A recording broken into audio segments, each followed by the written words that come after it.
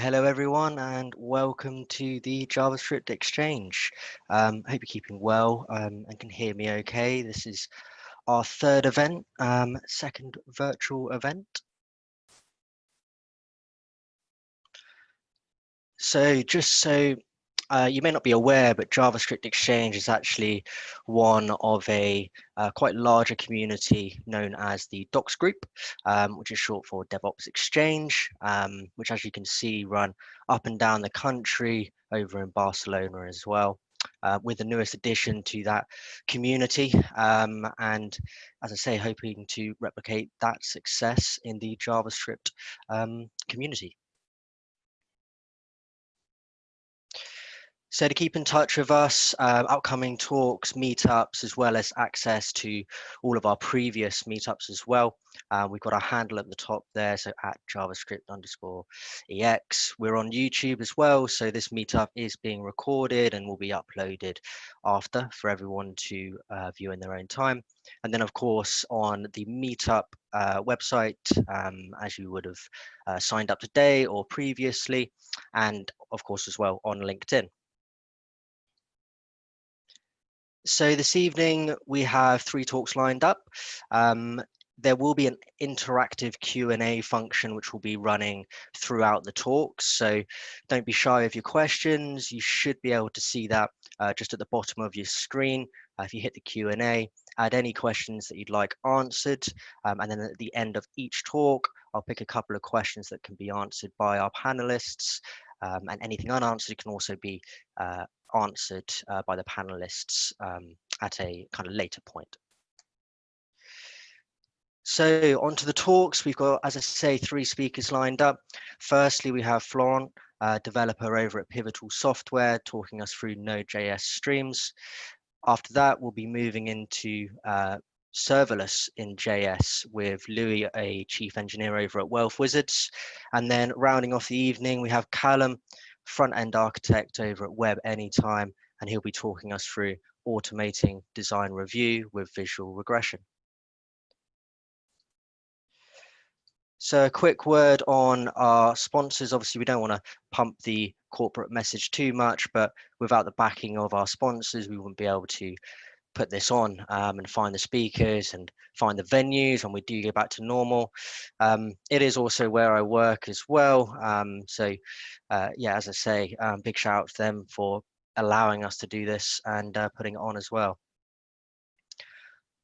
On that note, obviously this is a community-driven event, but there's no shying away from it. Both myself and my colleague Jess are recruiters in the JavaScript markets up and down the UK and into Europe as well. So if you are open to a discussion or interested in the markets at the moment, there is a few things going on that we can talk you through. And equally, if you're looking for any engineers, then please get in touch.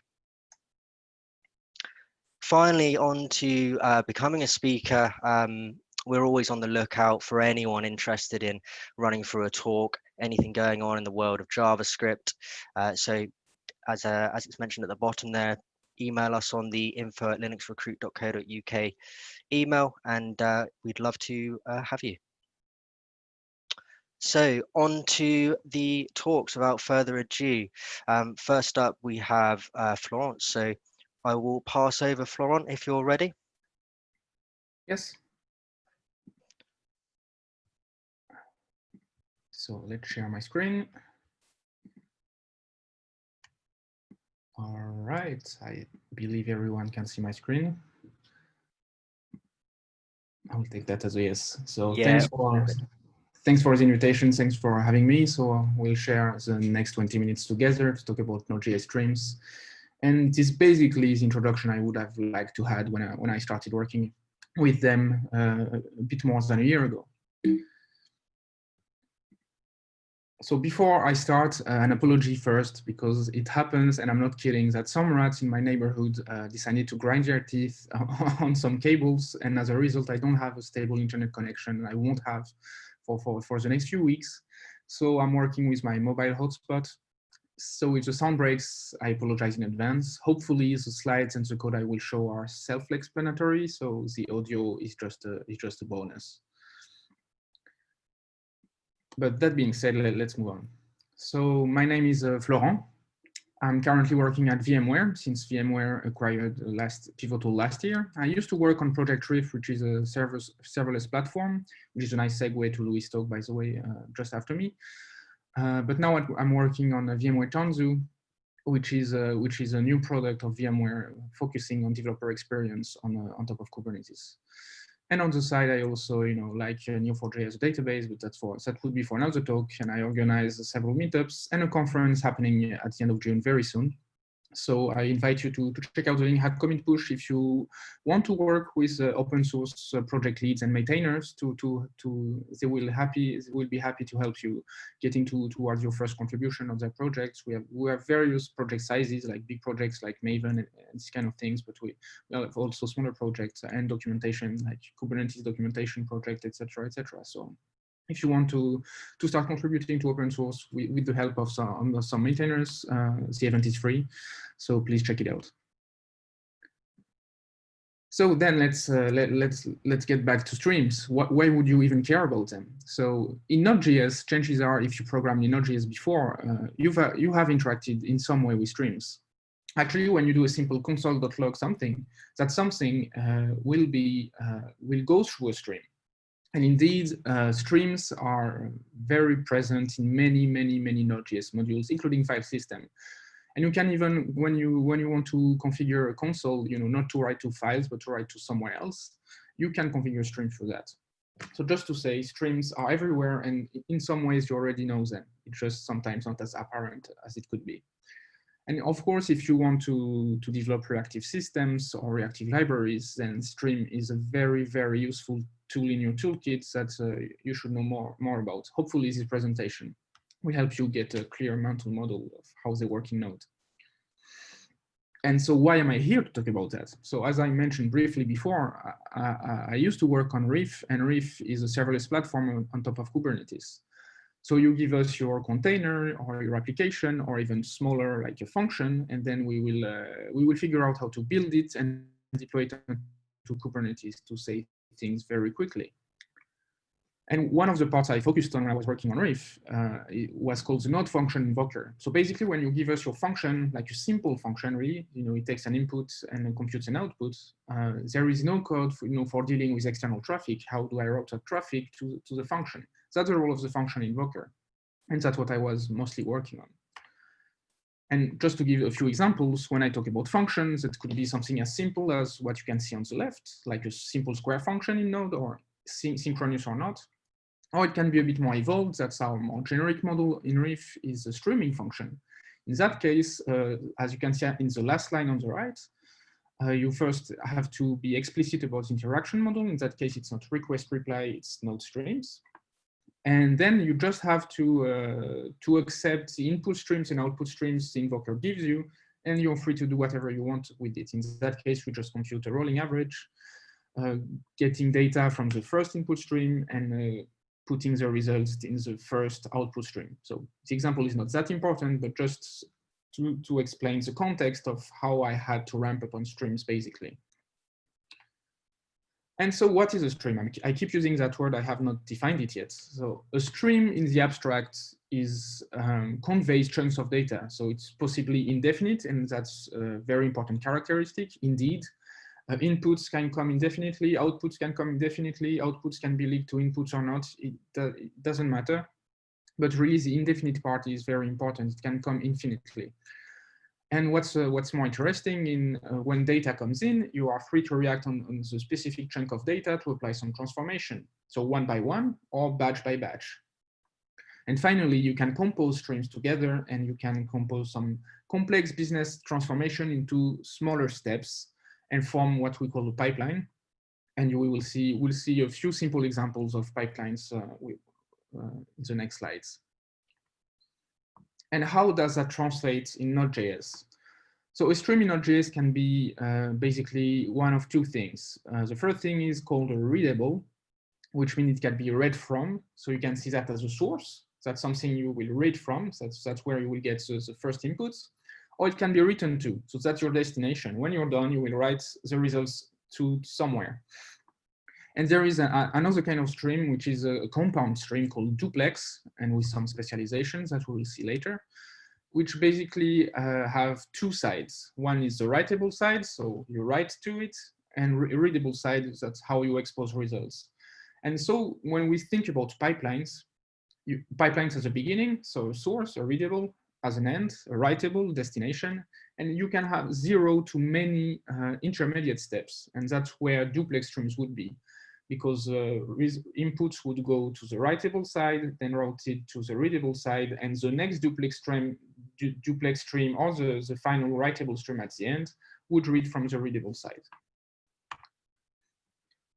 So that's the general API for streams. But when we talk about data, what kind of data are we talking about? So by default, and this makes sense in the context of the internal modules of Node.js, especially for instance with file system or networking, data can either be text or binary. This is the default. But sometimes you want more evolved structures like arbitrary types like numbers or your own classes or objects.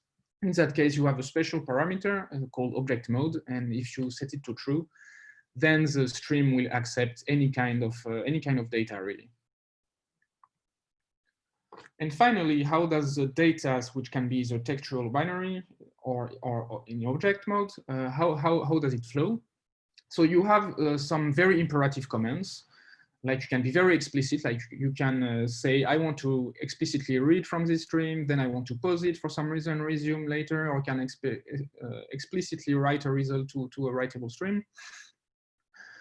Or there is another style, which is called automatic. Basically, you don't have to deal with these imperative steps. You just say, I want to pipe this stream to this stream to this stream to this stream and create a pipeline declaratively, and then the data will flow automatically. So I am very biased towards the automatic style because it worked well in the Riff case, and it probably works well in many, many cases. But in any way, whatever you choose, choose only one style. Be consistent, at least in your production code. Manual flow can be useful in some specific testing situations when you want to test back pressures and these kind of things, for instance. But I would recommend the automatic flow. So let's see some code real quick, just to wrap our heads around the basics. So here in this example, I have a simple function that wraps. So in that case, I'm creating a finite stream, as you can see, because I created from an array. So readable from is a standard API in Node, which can take an array and create a stream out of it. In that case, it will emit 1, and then 2, and then 3, and then 4. Because it's not strings or byte arrays, I have to say it's in object mode, even though it's not an object, it's a number, but that's how the API is. So I have a source, I have a destination, we will see, so that's a writable stream. And in that case, I'm using the pipe function, which will trigger, which will start the data flow, basically. The start will start flowing as soon as I call pipe, from the source to the destination. And if we look at the echo stream, which is a custom stream implementation I wrote for the example, I extend the writable stream because it's a writable stream. I want it as a destination of a pipeline. I explicitly say it's object mode. I don't expose it. By default, that's how it operates. And then when you write a writable stream, all you have to do is override this specific function. You have the chunk of data that's coming in, that's automatically managed for you. You don't have to explicitly retrieve it. Encoding is not relevant in object mode. It's only for text stuff. And you have a callback. So callback is very important. It's to signal that the processing of this specific chunk is finished, either with an error or with a result. So in that case, my stream does very little. It just calls console log just to see what's going on. And then I just return something like the chunk itself. I could return something else, but the most important thing is I have to call back exactly once, not 0, not many times, exactly once. So we know that the processing is done. So if I run this example here, so as you can see, there is indeed the 4 elements of the array that are flowing in one by one to the destination, and the destination prints it to the console. So very, very simple pipeline in this case. Of course, we can have more complex pipelines, so the source is still the same. Then this time I have an intermediate stream. So as we will see, it's a duplex stream in this case, right? There are 2 sides, the side we write to, the writable side, and the side we read from, the readable side. The destination is still the same, it just echoes something. And as the name suggests, you may guess that it's basically take numbers and squares them. So let's see first what it how it behaves. Oops, sorry about that. And so I have the same as before, except there is an intermediate transformation here, which is why I have the square numbers and not the numbers themselves. And if we have a look, this time it's a transform stream. So transform stream is a specialization of a duplex stream, because by default, when you want to write a duplex stream, you have two methods to define, two functions to define, which is read and write. However, transform stream is a kind of a shortcut, which assumes that that you apply a single transformation. So whatever input you receive from the writable side, because it's written to, you will apply a transformation. It will be automatically applied to the readable side. That's why you have only one single function, which is very convenient, because indeed the inputs of this stream are linked to the, oh, and I call it echo stream, that's a mistake, but the inputs of these streams are linked to the outputs. That's why I just need a single transformation here. And you can see that the square here is done. And that's why we've got this result. And let's have a look finally at the last example. So I've said very quickly that readable from takes an array, but it can take other things like a generator function. So in that case, it's almost the same as before. So let's have a look. So the steps are the same. I just square the numbers, except as you can see, it's a bit slower. So let's see why, and let's see how it's done. That's because readable from can take an array, but it can also take a generator function, which is why there is a star after the function. That means it's a generator. A generator is an imperative way to define the lazy sequence. It won't produce any elements that are not requested. So here in that case, so it's a bit complicated, so I will just talk about it very quickly. It is an asynchronous promise that will produce the element after a certain amount of time. So because I have 1, 2, 3, it will wait 1 second before producing 1, 2 seconds before producing 2, 3 seconds before producing 3, and then it will yield it, which means it will be produced and it can be read in the source stream. So that can be quite handy if you want to reproduce latency, for instance, or these kind of things in your test without doing any network calls, for instance. So that can be very useful, and that's the flexibility of the readable from. So very useful to know, especially in tests. So let me go back to my slides. Oh.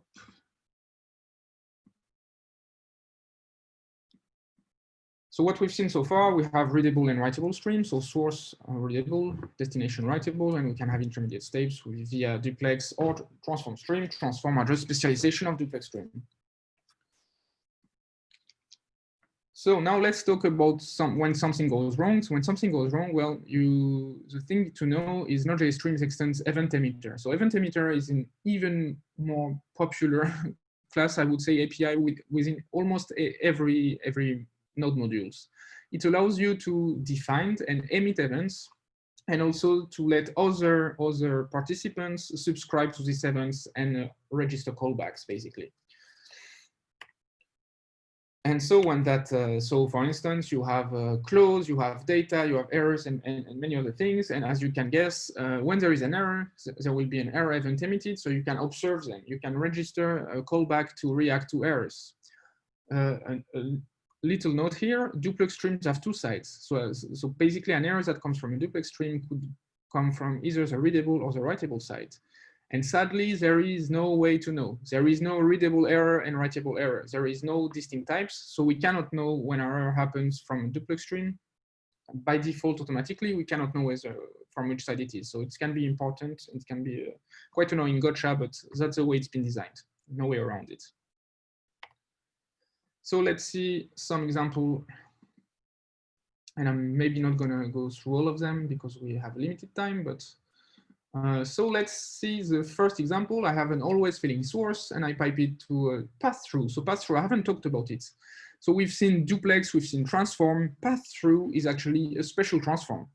And the transformation is do absolutely nothing.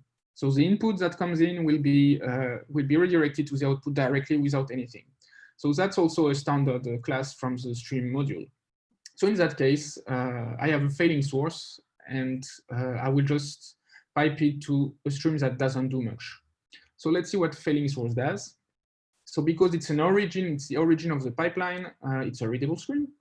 still in object mode. And the idiomatic way Node.js to fail with an error is to call this, so call destroy and pass the error you want to pass on. And here, let's see what happens, because basically, as you can see, I have no error handling here in place. And the function, I mean, the execution fails. Why? Because there is no error handlers registered anywhere. So by default, it will bubble up to your main program and then basically crash. So that's not something you want to do. What you can do instead, if we look at a variation of this example, so we still have a source and a destination. And this time we can register listeners, event listeners. So listening on the source, on the destination stream, and we will see what happens. We will very likely see the error listener on the source because the source fails, but let's see if the destination gets the error as well. And it appears, no, only the first listener is executed. We don't see the second message, which means when you call pipe, and that's very important, errors are not propagated forward.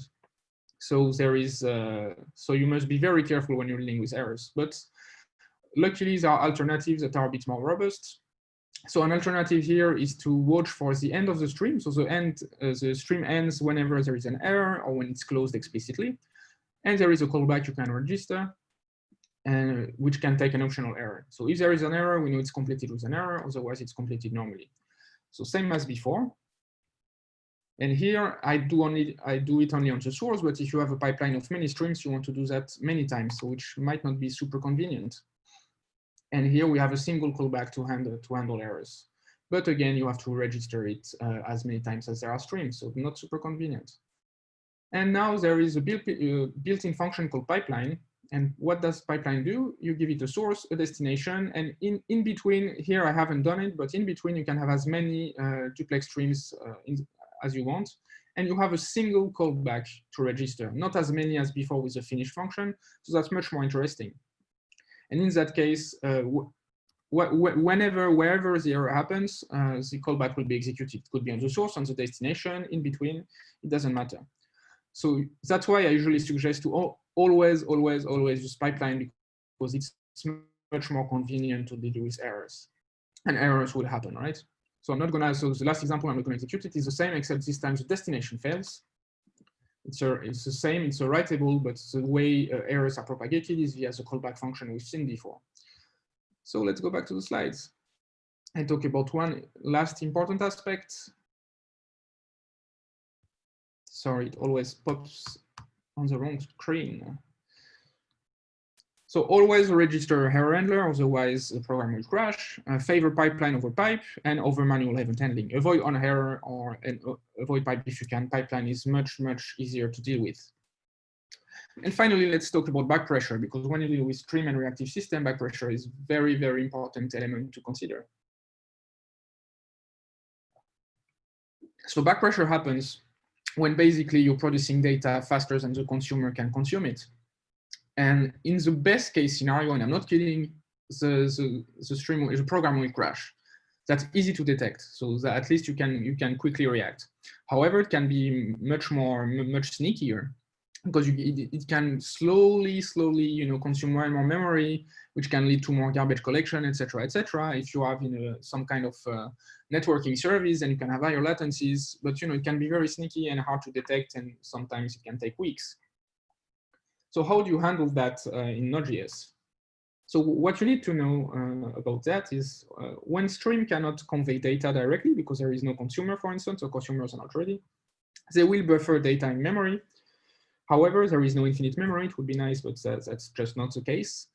And there is a special threshold called the high water mark, which means that when you reach this mark, the stream will signal that its buffer is full. So it will say, hey, please stop, I cannot keep up, my buffer is full, let me deal with emptying this buffer and then send me data again. But that's a signal, which means that the upstream, so the readable, must react appropriately to that, because implementation can choose to ignore it. So hopefully the standard implementation functions in Node.js don't, but if you write your own streams, it's very important to be careful about that, basically. You must not ignore signals. So let's see a real quick example, a bit not as simple as I would like, because again, I will be honest with you, although I understand back pressure very well in theory, I still have some issues understanding the manifestation of back pressure in simple examples in Node. So here you can see I have not used pipe and pipeline because they actually handle back pressure well. So that would be a bit annoying to try to explain the back pressure problem, illustrate the problem here. So I still have a source. I have a fancy array that goes from 1 to 10. A middle, I have a pass-through that does nothing, except there is a high watermark of 1, which means when you're in object mode, it means 1 object. When you're in text mode, the default mode, it's mean 1 byte, I guess. And then the destination, the echo stream we've seen before, which will basically print the results. And as you can see, I'm just writing, but write actually returns a Boolean. And I completely ignore the result here. So I should have done it here. I'm not doing it on the middle, but most important part here, the most interesting one, is on the middle, because the middle have a very limited buffer here, limited high watermark. So source, right to middle. So I just log the result. So let's see how it looks. As you can see, I always get false. And when you call write on a writable stream and it returns false, it means please stop sending data. I cannot keep up. And so it keeps returning false, but we just ignore it. So a nicer implementation would be something like this. Say that if write returns false, then I stop the source for a while. And once I receive a drain event, so a drain event means, okay, my buffer is empty, you can resume, then we can call resume. So, and now that will be much better. So the result will be the same, of course. We will see that we call pause every time because we hit the high water mark, and then we resume every time because the buffer is empty then, because it propagated to the destination stream. But of course, here it's a very convoluted example. Use pipeline or pipe if you can. Don't write this kind of imperative code because it's very error prone. But again, very important to know about back pressure when you're doing your own streams.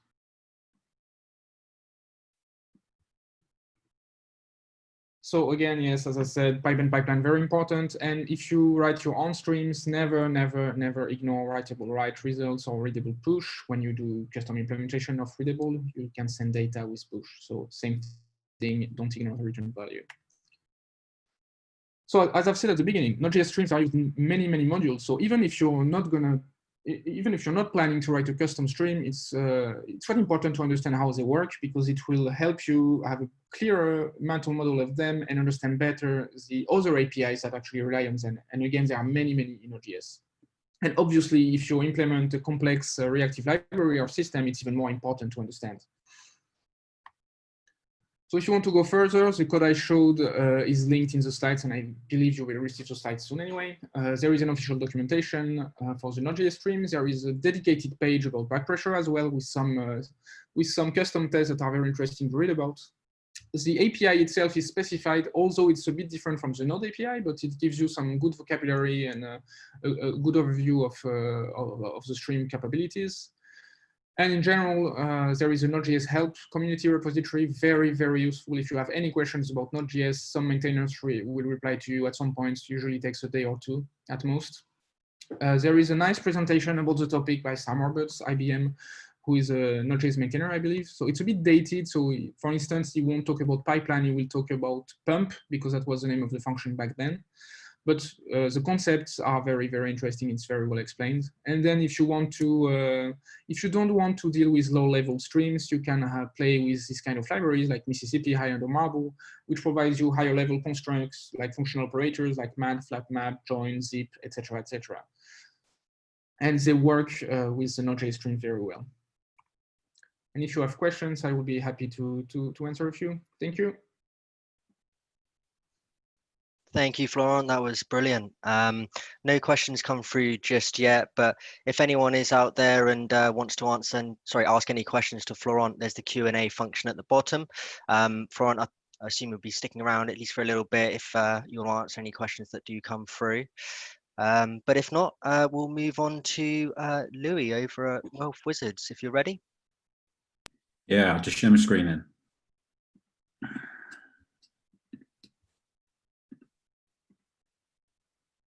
Everyone see that all right? Yeah, that's great, Lou. Cheers. Yeah, cool.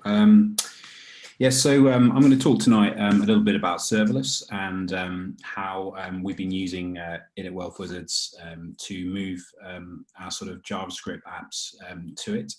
So a little bit about me. I grew up in the wonderful city of Birmingham. I studied history, would you believe?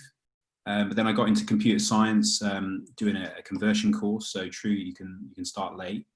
And then I suppose my career has just kind of been in two parts. The first part I would say has been all about, I was working really mainly in Java with a bit of jQuery on the side. And then the kind of second half of my career so far, the last sort of 7-8 years, I've been firmly using JavaScript, Node and React. So I guess about 3 or 4 years ago, we moved to using microservices, using familiar kind of frameworks, Express on the back end, React on the front end. And a lot of our kind of back end microservices, they looked a lot like this. We had these kind of typical routes where we registered kind of RESTful endpoints. We validated that someone was logged in and so on. And then we just, we made calls and so on, like a bit like this. We used Express middleware quite a lot. And what was really nice is at the same time, we started to harness the power of Docker, and we used Docker Compose to run all our tests. And as you can see here, what I'm doing here is I'm really just firing up an integration test. I'm going to run a suite of tests. And what was really nice is that I could connect to a real Mongo and actually get some real confidence in my API to make sure it passes. So typically our tests in the pipeline, they look a little bit like this. This is just testing registration. And we can, because we're running and have access to the Mongo database, we can actually populate it with test data if we need to, and we can just hit the endpoint using this really nice library called Supertest. So that's been kind of some of the sort of flow, some of the things we've used in the last few years. And we deployed all this using Kubernetes. We even built a nice Slack bot to allow us to deploy it really simply. So here's a little example down there at the bottom where we can just run this command and it can deploy it to different environments. You just say, deploy this service to this environment, this is the reason, and it goes off and it deploys it to Kubernetes. But what you find is pretty quickly, and what we found with Kubernetes is that it's quite complicated for the platform team. It's very expensive. Your containers are running all the time. And so it sort of taught us to consider our options and whether we wanted to carry on with Docker containers and spending so much money. And what I did find really that third point there is the fact that when I wanted a new type of service, whether it be a new database or a queue or I don't know, event log, whatever, this was something that the platform team had to get up to speed quickly and had to maintain and patch the servers and so on and so forth. So I felt like I was waiting quite a bit for things to happen. No disrespect to the platform team, but it was just they had a lot on, and the things weren't there for us just ready to turn on.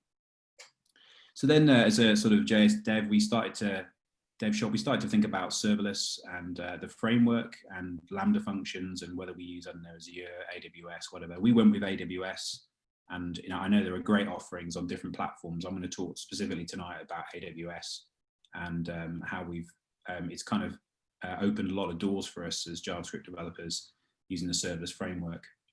So I think there's going to be a lot of developers that rise up who know nothing about a server. They don't know any concept of it. They'll just be writing functions.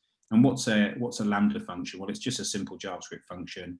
Here's something that I just copied a little bit from our code base. And here's one that's kind of like an API function. You might do some stuff, and then when you're done, you return a status code and some results. It's just a function. And what's really nice in serverless is you have this YAML file. You install serverless on your computer and or on your CI, and then all you got to do is with declaring this little HTTP endpoint here, you've got an API where you can expose your function. And what that does behind the scenes, it creates an API gateway instance, which is really just enabling your function to be exposable to the outside world. And then you can just deploy it with a simple command, SLS deploy, and that's it. So when I compare this with Kubernetes, I thought about how we had to provision a Kubernetes cluster, and I know there are different managed services you can do that with now, but there's a lot of stuff that we had to set up in our pipeline, packaging the app, deploying it to EC2, running different commands to deploy it. And really, when I compare that to serverless, although there is a lot of, there is some complexity, it is pretty simple. I can write a JavaScript function, write a little serverless YAML file, and then just deploy it. And then my business logic is in the cloud. It's running. It's exposable publicly. Really easy for me as a developer. And so, I felt really freed up, and it could sped up my development.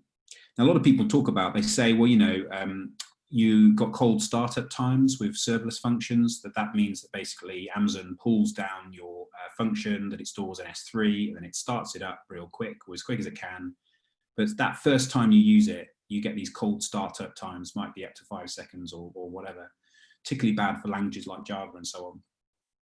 I use this really cool little plugin in my YAML file called Serverless, the warm-up plugin. And basically it just polls the functions every so often. I enable it with this little warm-up. I just say enable it true. And then it just enables the functions to always be active.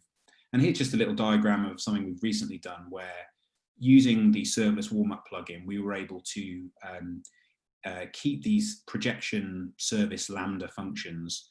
We were able to keep quite a number of them running all the time.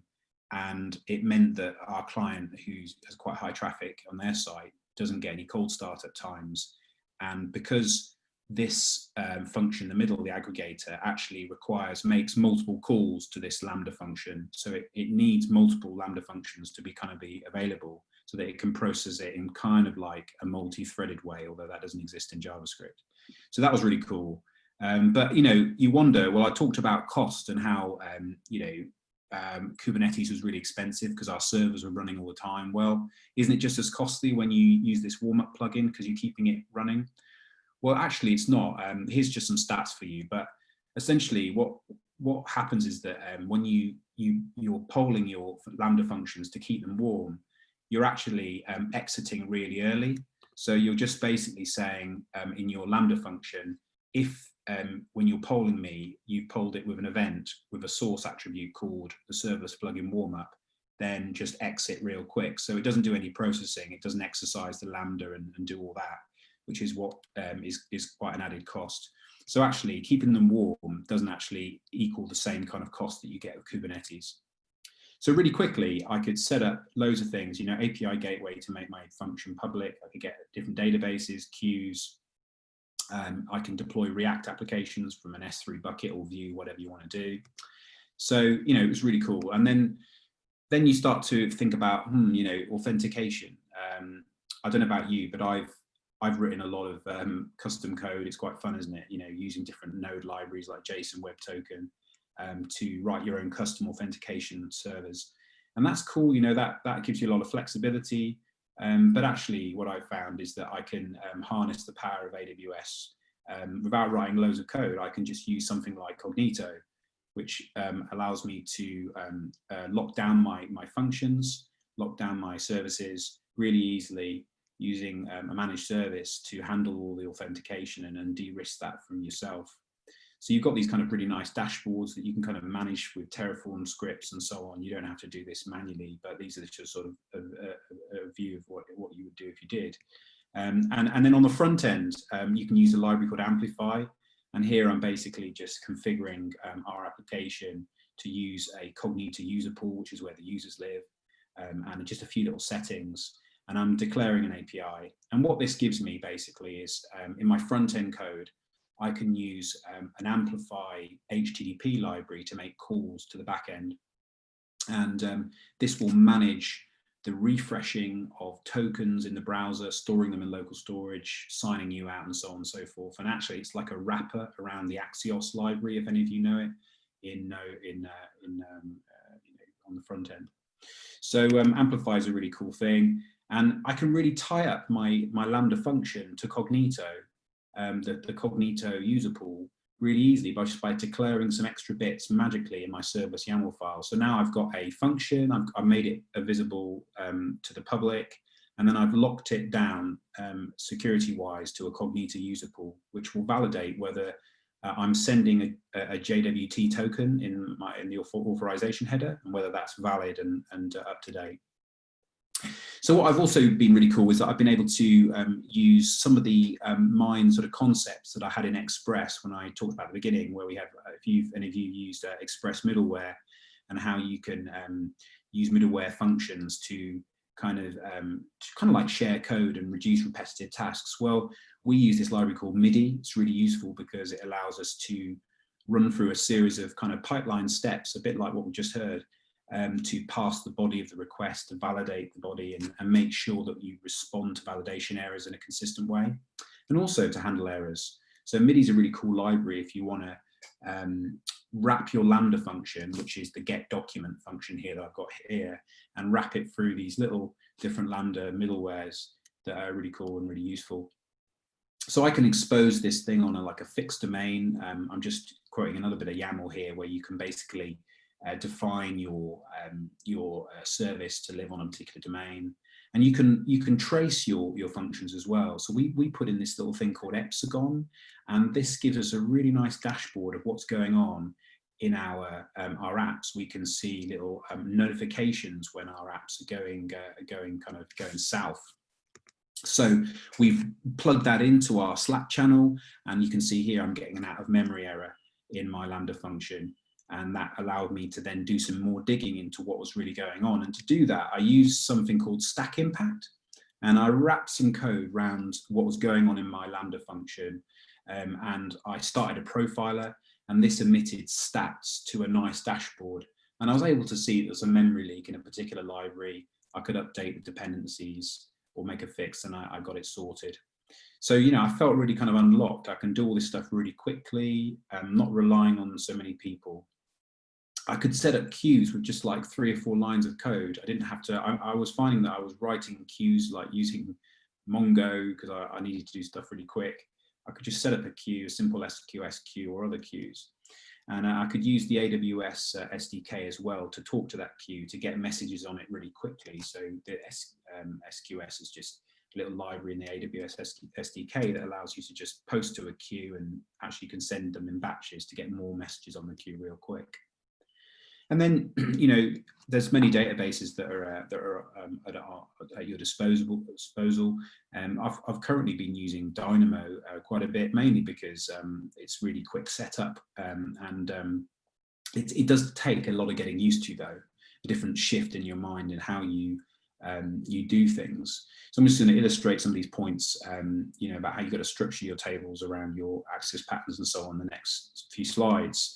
So I basically wanted to write a little Slack application that I could sort of send out props to my colleagues, say, you know, well done for doing stuff. And I wanted to call it Hey Burrito. So basically what you do is you sort of tag someone and you say, well done, Alex, for reading, and you give them whatever you want to say, and you give them a burrito. You can give them up to 10 burritos a day.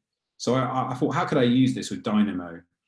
Because if I wanted to model this in SQL, I basically wanted to, this is another illustration of what I wanted to, the kind of thing that we do, you know, just to shout out to people for well done. And so basically, if I was doing this in SQL, then I would be writing a query a little bit like this, where if I wanted to get out, you know, a list of users and their scores and sort them by how many burritos that they had over a period of time, I'd use a simple SQL query like that, wouldn't I? But with Dynamo, it's a little bit different. You have this concept of like partition keys and sort keys, and it's not really very good for computation on the fly. So you have to make sure that when you insert the data, it's in a format that's just readable straight out of the database by your code. So I won't go into all the peculiarities of Dynamo, as much as you can read about it on the AWS docs, but in my serverless YAML, I could define a little table like this. I could just store a user ID and a score and so on. And then there's an AWS SDK where I can write to the table. Here I'm just basically setting a score to be 0 if there's not one that exists, and I'm incrementing it each time someone gets a burrito by a number of increments, which is just passed in there. So what you end up in the table, you've got this concept of like overloading a partition key. And I'm kind of, what I'm saying here is I'm just going to say that in this case, Gary, George, this guy who I work with, he's been a giver of a burrito. This guy's been a receiver, and I'm incrementing the scores. And in other words, this is just like a sort of a noddy example, really, of how you can pre-can your data to make your reads from the database really quick. And here's an example of how you query the data out of the database. And that basically allows me to, I plugged into a Slack application. I just say, hey, Burrito, give me all the givers. And it calls a Lambda function. It pulls all the data out of the database. And I was able to just set this up on what we call Tech Friday. I did it in like half a day. I was able to just set up a table, set up a Lambda function, write a bit of code. I didn't have to do anything else. No, connection pooling to the database. That was all handled by AWS really nicely. And that's pretty much it. So this is just an illustration of how you can use the power of AWS. And kind of like, finally, I just wanted to talk a little bit about step functions as another aspect of AWS, which is really powerful for you as JavaScript developers. So I can basically glue together lots of different Lambda functions and run them in parallel or sequentially. And what I was kind of promised when I started getting into it was that I was, not have to write as much code gluing stuff together. I could visualize what was going on. I could do all this stuff like retrying and running it in parallel really easily. Now, we're an advice firm, financial advice firm, and typically we collect a load of facts about a user, we send it into our system, we run it through an algorithm to produce advice, and then we generate some documents. We might upload it to a third-party system, and then we might use as well and notify an advisor. So this is a typical workflow system that we have. And previously, what we were doing is we had a Node application where we were running this all in code, and in like a single process, and we were firing out things in parallel and managing the documents and so on. It wasn't particularly that scalable. And so I wanted to think about how I could rewrite this using step functions. So I learned pretty quick that the step functions, they're just JavaScript functions that you stitch together. They're Lambda functions, and they enable you to process a series of tasks really easily. You have this concept of what's called a state machine, which is basically like a series of functions that run in a sort of flow. And you just wire in Lambda functions that you have in your code base. Here I'm just referring to a function in our code base, passing in some environment variables. And you can take people down different paths using these built-in sort of choice flows, which look at different variables in your state machine and work out whether or not to go down a particular path or not. You can run stuff in parallel just by saying, I want to run this with a concurrency of 5, and that will spawn off different Lambda functions to run in parallel. And you can view this job. So you express your workflow in your YAML file, and your workflow is really just a series of JavaScript functions glued together. And then you can actually see it, how it's running. So this is an example of how it's running. It's generating some advice. It's then working out, oh, I need to go and build some documents. And then it's generating an HTML and then PDF. And then it does, the fact that those are kind of overlaying in multiple boxes is kind of showing that it's doing that whole process multiple times in parallel, because it needs to generate different documents. So you can visualize your code. It's really cool. You can see errors. You can drill down. You can see some logs in the UI. So you get that really out of the box. And here's another example of one that failed. You can drill down. I've written some bad code and it's fallen over, and I've got a null pointer exception. So that was really cool. I could just visualize my code in the UI. So how about testing? At the end of the day, you're writing a lot of stuff that hits S3, and you might be thinking, or typical AWS resources, and you might be thinking, how do I test this? Some people have tried to bring this all offline. They've tried to reproduce Amazon services locally, like with an in-memory database or an in-memory S3. And this feels kind of normal, going back to my initial thing I started with, firing up a Mongo database, and like I did in my previous sort of framework, and running that locally feels very normal. And there are things that you can use serverless offline, but I found that these offline kind of copies of AWS services are difficult to set up, and they're not very representative of how things run in production. So typically as well, I can write my unit tests and mock stuff out as normal, but I can just use the SDK to talk to a test version that's running in Amazon of an S3. Why not just talk to a real S3? It's really cheap, or a real Dynamo, just using the SDK to put test data in the database to set up my test ready to go. And then you can just invoke your Lambda functions and you can test against a real environment. So that's one of the kind of ways that we've got around to the testing. Unit tests are no different, just mocking stuff out, testing parameters and calculations and so on. When it comes down to more integration level testing of our services, we can just use the framework in AWS SDK and just use the real thing. So that's been kind of a brief whistle-stop tour of some of the things that we've done. You know, it's been really powerful the last sort of 6-12 months using all this stuff. I definitely have, you know, not writing a lot of repetitive noddy code, just focusing on business logic, and the scalability you get is massive. And you know, you might think, well, you know what, I'm going to get locked in with these guys.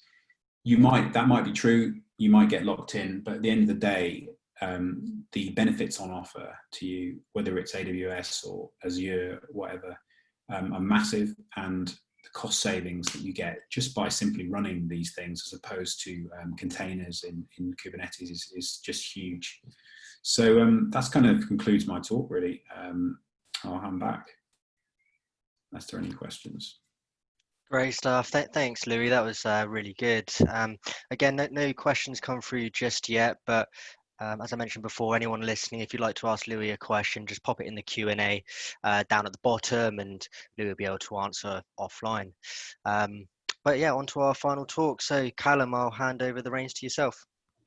Cheers. Thanks, mate. Oh, talking about burritos made me hungry. So let me get these slides up and share the screen. Excellent. All right. We good, Tom? You can see that? Yeah, all good. Excellent. Let's kick off. So I know it's the last talk. This is usually when the pizza's coming and the beer starts flowing. So I've written it with that in mind, trying to take these meetups as offline as possible. So I don't know if you read through the description of this talk, but I'm going to go through automating design review with visual regression. So the summary of this talk was a pixel here or a mis-I dropped color there, or worst of all, having to spin up your IE11 VM to do a design review process. I'm going to be talking about how to utilize visual regression or screenshot diffing tools to offload the pain and move this to just another pull request step. Excellent. So I'll start off with who am I? So my name's Callum. I've been doing front-end development now for, over 10 years. And in that time, I've put up with a lot of pain when it comes to testing and design reviews and things like that. I'm not a Twitter guy. I do have an account, but it's mostly me complaining about companies publicly to get them to do things. But you can find me on my website or on GitHub. I'm always on GitHub coding. I'm also trying to challenge myself at the moment to be as plain text as possible, so I won't be using any GIFs in this presentation, but there's some cool ASCII art coming up later for you to check out. Excellent. So the other thing to note about me is you might have picked up from my accent, I am Australian and I do say things differently. So when you hear me say data or repo, you now know what I'm trying to say. Great. That's admin out of the way. Let's kick off. So when I run talks, usually I start off with what am I trying to solve, right? So what's the problem statement? What are we trying to figure out? So the So there's multiple problems in here which is causing this issue of needing visual regression. So we're all front-end developers, or I'm sure some of us are front-end developers and know how much CSS sucks. It doesn't matter how much tooling we add to it. I always find myself on can I use, or looking up the docs for things. Manual regression sucks. So having to spin up your local environment or deploy things to an environment, or oh, I've shared it on my local machine, if you could look at that, etc. It doesn't work well.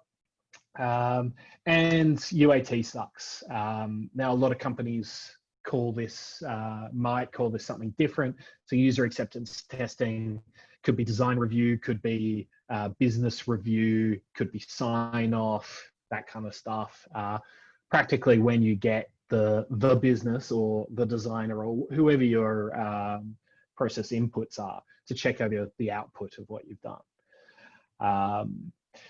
Everybody knows how annoying the 1 pixel issues are, and the problem that I'm really trying to solve today is that this UAT process takes a long time, and currently, or in a lot of the companies I've worked for, seems to be quite disjointed from the developer. So what does that look like? So this is the current workflow. I told you there'd be some cool ASCII art in here. So this is kind of your workflow might not look specifically like this, but it's one that I've seen in a lot of businesses where design adds their design to the ticket or story. It goes to the developer, they do the code stuff, stick it in a branch, stick it in a PR. Hopefully you have a CI/CD that runs through all of that, and then everything goes green, you merge it, deploys to your pre-prod environment, like staging, UAT, whatever you call it. And that's when QA picks it up, or that's when design picks it up, or that's when the business picks it up. So what I'm trying to do here is push this testing process, or as much of this process as possible, to the front of the queue rather than it being at this end of the queue. My proposal for this is let's get the designers into this pull request process, so that instead of having to go through the whole rigmarole of deploying and redeploying, etc., we can just cover it while the code is still in flight. Great. So what is visual regression testing? So as I said in the kind of talk synopsis, it's honestly just screenshot diffing.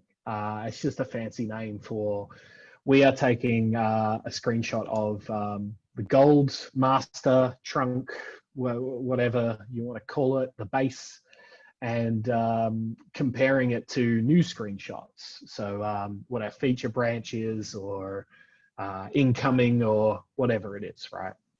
So we have a set of master screenshots, and then we have a set of feature branch screenshots. And depending on your implementation, this can be your whole website or your whole repo gets screenshotted, or it could be specific components that only get run when they get updated, like a design library, etc. And I'll go through some examples a bit later on about that. So what visual regression testing is really good for is exposing those unintended changes. So yeah, if you went in and you meant to change the button and then the button screenshot gets updated, fair enough. And you know what? That's probably going to be 50% of your experience with this. But where it really shines is avoiding those dreaded user is reporting something broken in Internet Explorer bugs that you get on a Monday morning. So what we're trying to avoid is the I changed something here and it gets changed over here. And then most importantly, as I've kind of explained already, it gives us that review process for the visual, which a lot of QA or testing doesn't actually look at design versus actual, or aren't able to pick up like the designers would. And there isn't a specific process for that at the moment. So we're really calling that out and defining it, which is great. So the last thing before I get into some examples I wanted to talk about was the testing pyramid. Sorry. So this just covers, I don't know if you've seen Kent C. Dodds has the testing trophy. I didn't want to make a trophy in ASCII, so I went with the pyramid, which gives you the same basic idea. Your static, type checking, linting, that kind of stuff. You'll get a lot of that. Your unit tests, you'll then have a lot of those as well. Your integration tests, less so, but you're going to have some, and then your end-to-end tests, not that much. So why I wanted to call this out is because visual regression is definitely an integration process, which means it's okay to not cover everything, right? Your first instinct is going to be, yeah, let's roll this out and get this screenshotting everything on the website or everything on the app or every component that we have. And you can do that, that's fine. There is a cost to that. So I would suggest that there's a middle ground between those two, where you just really need to test the important stuff. So your privacy policy page, maybe not, but your login page, probably, right? Okay, great. Let's get into it. So I have some examples set up, and this is where I kind of half show the slides and half show the code. I have a companion repo set up here, which I will be using. For the players at home, you can jump on that and code along if you'd like and have a look. But I'll be doing it as part of this, so you can just watch me. So there are multiple tools that work for visual regression. I'm just going to focus on two. There are tons more. The two that I'm focusing on are for specific reasons. So Percy, which I'll specifically be using for this repo, is great. It has, both of them have their pros and cons. So there's Percy and Hapo. And they're both SaaS, and they just charge you on a per snapshot. They give you a free amount of snapshots, then a certain amount of snapshots per month that you pay for. It's pretty cheap, honestly. So Percy's really good for starting out, getting this set up. They have really good ready-made examples. They also support parallelization, which is great. So I don't know what your pipeline looks like, but definitely when I've had like Cypress and multiple end-to-end or integration steps and needing to parallelize those so that my CI process doesn't take 2 hours, Percy's really good for that kind of stuff. And then but the problem with Percy is it only supports Chrome and Firefox, which might be fine for you, depends on your analytics, right, or what your product owners want. And that's the major pro of Hapo. It supports all browsers, Internet Explorer and Edge, and it also has support for iOS Safari, which is quite nice. Also, the founder, Henrik, is awesome. I was putting this talk together over the last week and ran into issues on Sunday, and I emailed their like open source outreach link expecting nothing, and he debugged the problem with me on his Sunday and eventually put a PR into this repo, which you'll be able to check out, where he's retooled everything to work with Hapo. So giving you a really good example of how that works, and he set me up with an account and stuff like that for this demo. Awesome. So first example, so let's pull this out of the way and let's jump in. So this is the repo. I don't know if you've seen it yet or not. I'm going to go through 2 examples as part of this talk. So the 2 examples are storybook components and responsive static sites. I was also going to do some stuff with PDF. Like if you have generated PDFs, you should be able to screenshot those. Same as Cypress integration steps, but I actually ran out of time and I only have a 20-minute slot. So we're going to go through these quickly. Great. So storybook components. So I've set this up as a mono repo in examples. You can see storybook components, and it's real straightforward. So I'm going to switch to my editor now to make it easier for me to get through. But I've just set up HTML components here in Storybook with a mega basic stories file. My NPM scripts, I'm doing this because I'm running multiple, but you don't need to do this. I'm just setting my Percy token on the env, and they have a pre-built script, which is just Percy Storybook that I'm passing my widths to, my viewport widths. And yeah, that's pretty much it. So what we're going to do is we're going to change something. So let's make this green, and I don't know, let's do an input. It doesn't really matter, so I can show you what this looks like.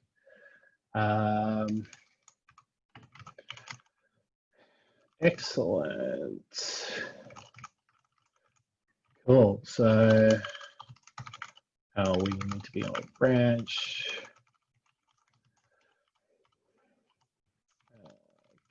Yes.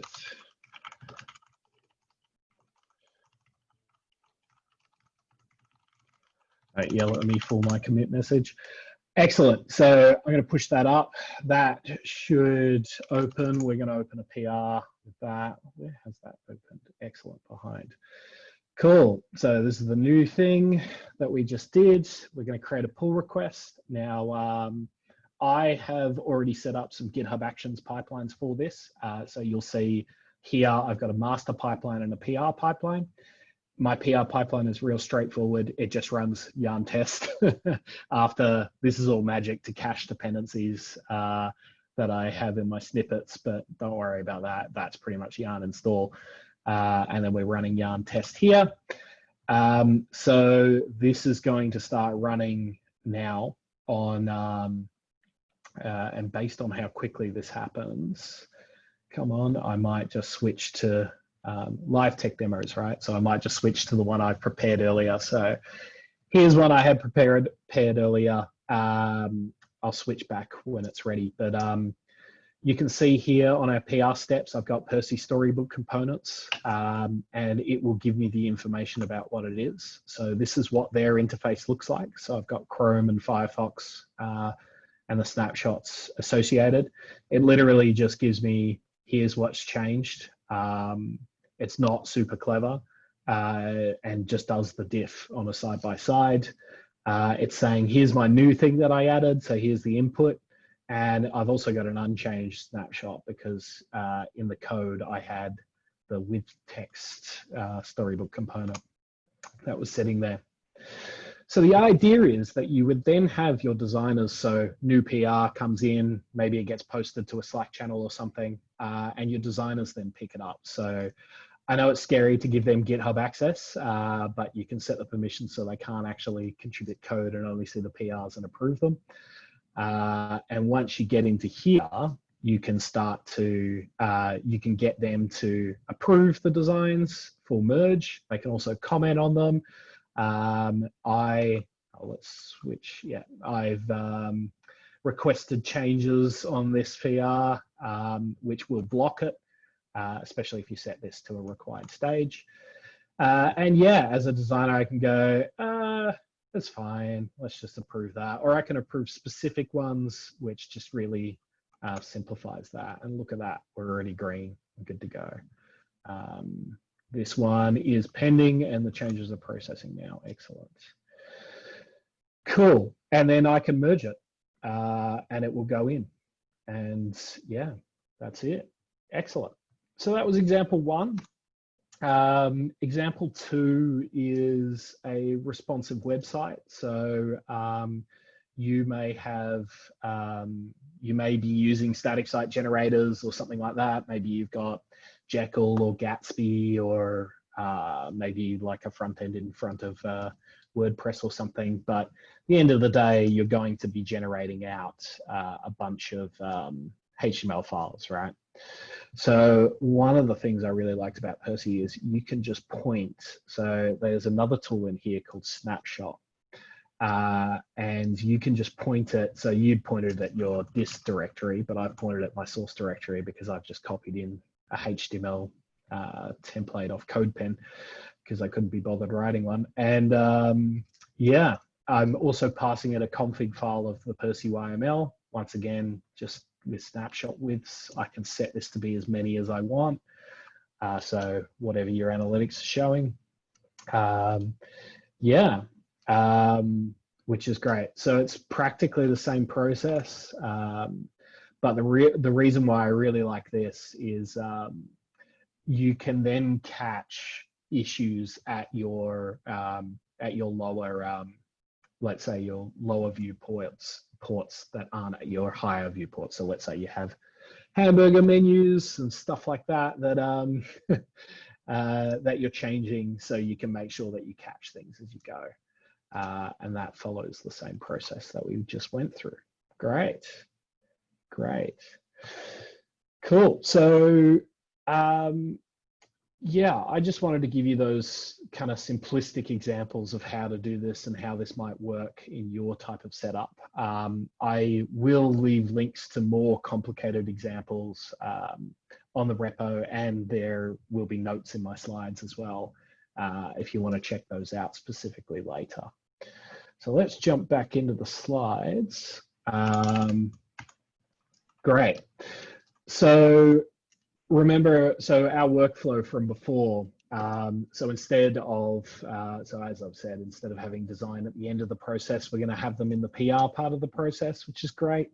Shorten that loop and hopefully save some time overall and increase our test coverage, which is a massive win.